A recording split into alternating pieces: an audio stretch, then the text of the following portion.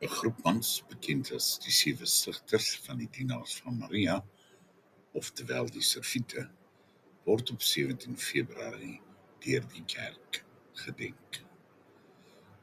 Die meer bekende van die groep is Sint Alexis Falconeri, die patroonheilige van die siekes en armes, verlore items, asook Brindisi en Venesië in Italië. Die 7 stigters van die orde van die Dienaars van Maria was lede van 'n leuke groep van die Geseënde Maagd, 'n groep toegewyde Florentynse mans van die 13de eeu wat 'n nalatenskap van gebed, boetedoening en diens aan Onse Liewe Vrou agtergelaat het.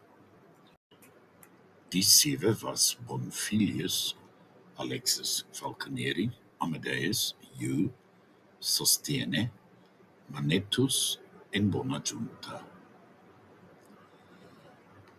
Al 7 is op verskillende plekke gelyktydig deur 'n diepsprekende visioen of 'n visie van Maria geraak.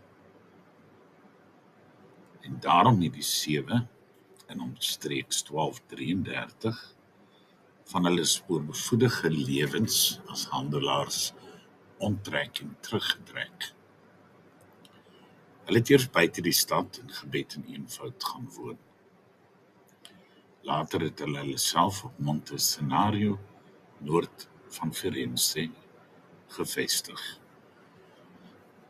Alexis Falconeri het sy rykdom prysgegee en 'n kluisenaarswoning vir hulle orde gestig, wat een van die 12 bedelordes in die Katolieke Kerk sou word.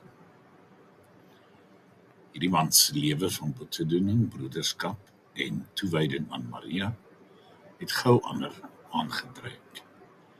Met verloop van tyd het hulle klein groepie gegroei tot die orde van die Dienaars van Maria, soos ons reeds weet, wat ook die Serviete genoem word.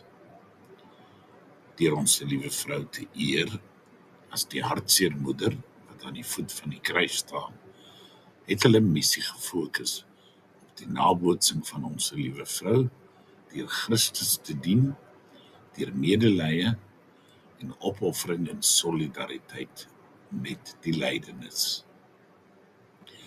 Alexis het 'n baie hoë ouderdom bereik.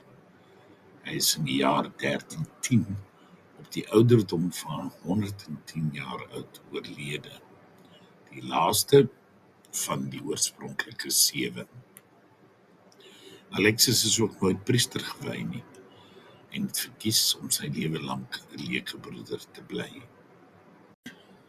Hierdie 7 vriende, Alexis, Amadeus, Bonfilius, Hugh, Sostiene, Manettus en Bonagiunta, is in 1887 deur die kerk gesamentlik heilig verklaar.